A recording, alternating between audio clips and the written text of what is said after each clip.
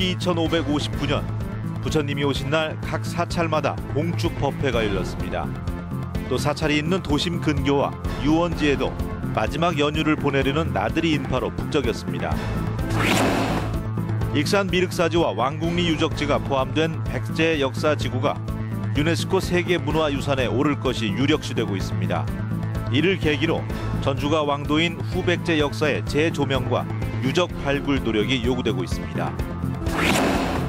카드사들이 카드 대금을 면제하거나 유예해주는 상품을 집중 판매하고 있습니다. 하지만 마치 수수료가 없는 당연한 서비스인 것처럼 고객을 현혹해서 불만을 사고 있습니다. 즐거운 저녁 시간 보내고 계십니까? JTBC 8시 뉴스입니다. 오늘은 불기 2559년 석가 탄신일입니다. 부처님 오신 날이자 연휴 마지막 날인 오늘 각 사찰에서는 봉축 법회가 열렸고 도심 근교 유원지에도 나들이 인파가 몰렸습니다. 휴일 표정 김진영 기자가 전합니다.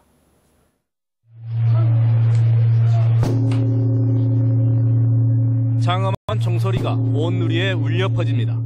아기 부처의 몸을 씻기는 관불 의식을 통해 마음속 탐욕의 때도 함께 벗겨냅니다.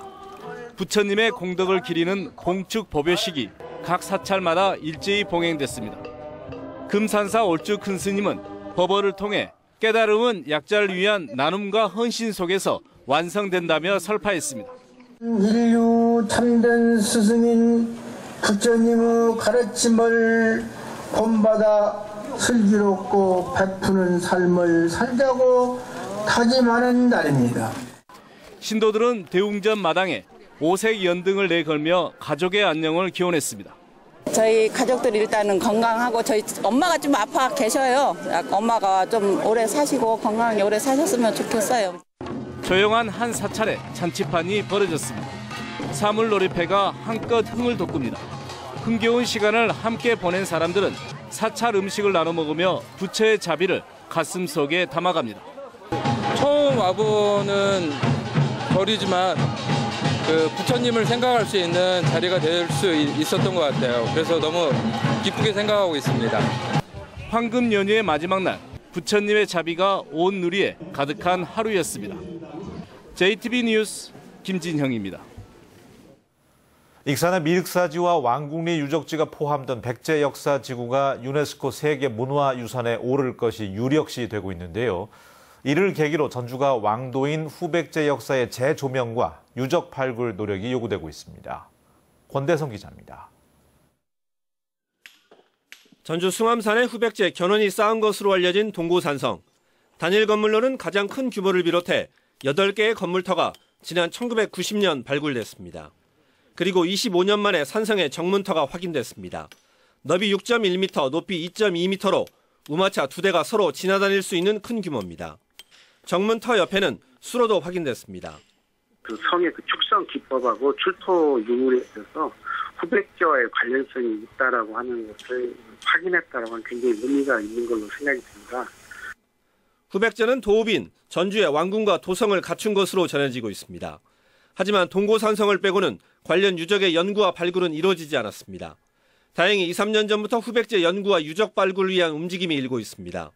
국립전주박물관이 후백제 왕궁 터 등을 확인하고 있습니다. 전주시는 동고산성을 국가사적지로 지정받아 종합복원을 추진할 예정입니다. 전주가 과연 후백제의 도시였구나 그런 걸 시민들에게 알려주고 전주가 역사도시라는 것을 문화도시라는 것을 시민들에게 보여줄 수 있는 좋은 계기가 될 것 같습니다. 익산이 포함된 백제 역사지구의 세계문화유산 등재를 앞두고 후백제 도읍인 전주의 역사성을 높이고 역사 관광 자원으로 활용하려는 노력이 요구되고 있습니다. JTBC 뉴스 권대성입니다. 내년 총선을 앞두고 분구의 가능성이 큰 군산 국회의원 선거구에서 치열한 경쟁이 예상됩니다. 정치권은 군산의 인구가 27만 8천 명으로 중앙선관위가 제시한 선거구 인구 상한선을 넘기 때문에 내년 총선에서 2개의 선거구로 나뉠 가능성이 크다고 보고 있습니다. 선거관리위원회가 오는 7월쯤 최종적으로 선거구를 확정하면 군산의 경우 현역인 김관영 의원이 선택하지 않는 지역구에 많은 후보들이 몰릴 것으로 예상돼 치열한 눈치 작전이 펼쳐질 것으로 보입니다. 카드사들이 질병 등이 생겼을 때 카드 대금을 면제하거나 유예해주는 상품을 집중 판매하고 있습니다. 그런데 이 과정에서 수수료 없이 당연한 서비스인 것처럼 상품을 판매해서 고객들의 불만이 큽니다. 정원익 기자가 취재했습니다. 김모 씨는 얼마 전 카드 대금 명세서를 살펴보다가 이상한 점을 발견했습니다. 가입한 기억이 없는데 채무 면제 유예 상품 수수료로 돈이 빠져나가고 있었던 겁니다. 카드 회사에 전화해보니 석 달 전 자신이 직접 가입했다는 얘기를 듣고 깜짝 놀랐습니다. 가입이 되어 있다는 거 보고 되게 황당했고요. 내가 언제 그런 가입을 했는지 정말 궁금해서 전화도 해봤고, 근데 했다니까 내가 정말 당했구나, 그런 생각 들었어요. 최근 들어 카드 회사들이 채무 면제 유예 상품을 집중 판매하고 있습니다. 특정 질병에 걸리거나 장기 입원하면 카드 대금을 면제해주거나 결제를 연기해주는 상품으로 많게는 매달 카드 결제액의 0.5%를 수수료로 내야 합니다. 문제는 전화상으로 설명이 이루어져 약관을 보고 결정할 수 없는 데다 마치 수수료 없이 당연한 서비스처럼 고객들을 현혹한다는 겁니다. 이러다 보니 자신도 모르는 사이에 이 상품에 가입돼 있는 경우가 적지 않습니다. 카드 명세서가 오면 결제 금액만 보실 게 아니고 그 하단 쪽에 확인되는 상품이라든지 서비스 요금 금액 등을 좀 확인을 해서.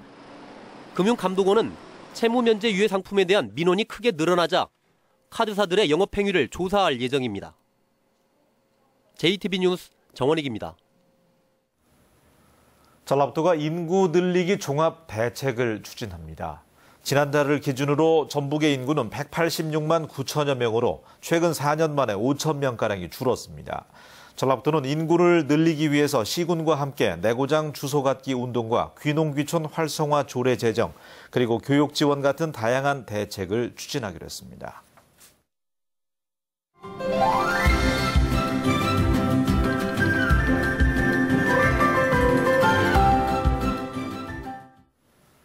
운동의 세계에는 저, 중, 고 세 가지 단계가 있습니다. 전문가들은 중간 세기의 운동이 건강에 도움이 된다며 추천하고 있는데요. 중간 세기의 운동은 무엇이고 연령대별로 어떤 운동이 맞는지 전해드립니다. 건강한 생활 송창용 기자입니다. 중간 세기의 운동은 땀이 나거나 조금 버거운 정도의 운동을 말합니다. 대표적으로 빨리 걷기나 조깅, 자전거 타기가 있습니다. 조깅을 한다든가, 그러면 땀이 좀 나지 않습니까? 뭐 그런 경우는 심폐기능도 좀 좋아지는 것 같고. 전문가들이 중간 세기의 운동을 권하는 이유는 지나치게 약하거나 강한 운동이 건강에 오히려 해가 될 수 있기 때문입니다. 최근 미국 대학 심장학회지는 달리기를 좋아하는 사람들 가운데 일주일에 2.5시간 이하로 조깅한 사람이 가장 장수했다고 발표했습니다.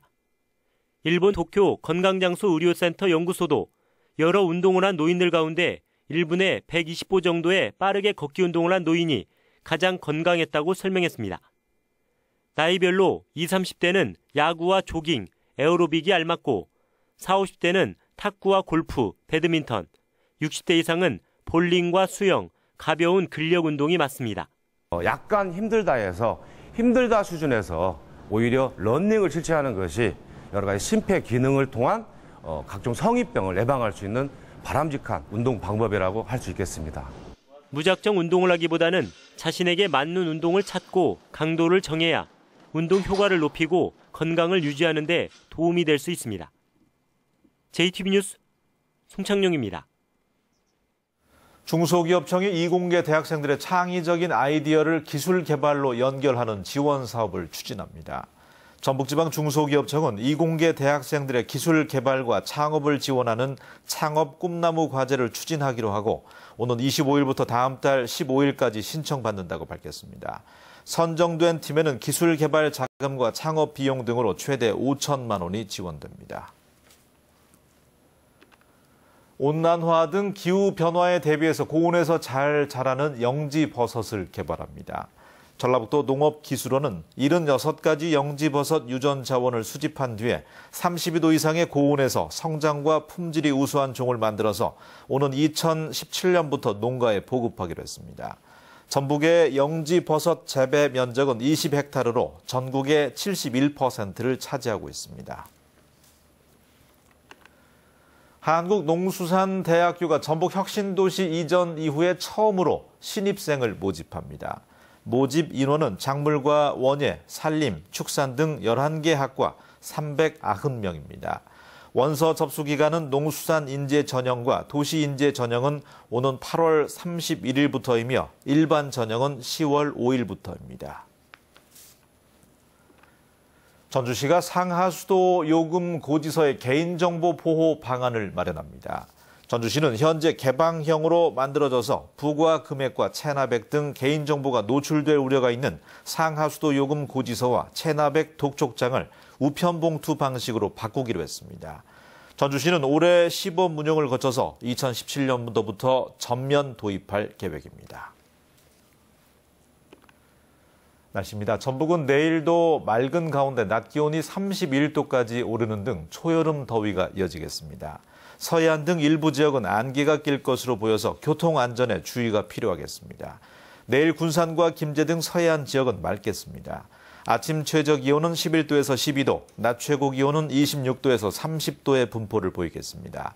바다의 물결은 0.5에서 1m로 잔잔하겠습니다. 전주와 남원 등 내륙 지역도 맑은 날씨가 이어지겠습니다. 아침 최저 기온은 9도에서 12도, 낮 기온은 29도에서 31도의 분포로 오늘과 비슷하겠습니다. 전주기상대는 다음 주에도 비 소식은 없겠고 30도 안팎의 초여름 더위가 이어질 것으로 전망했습니다.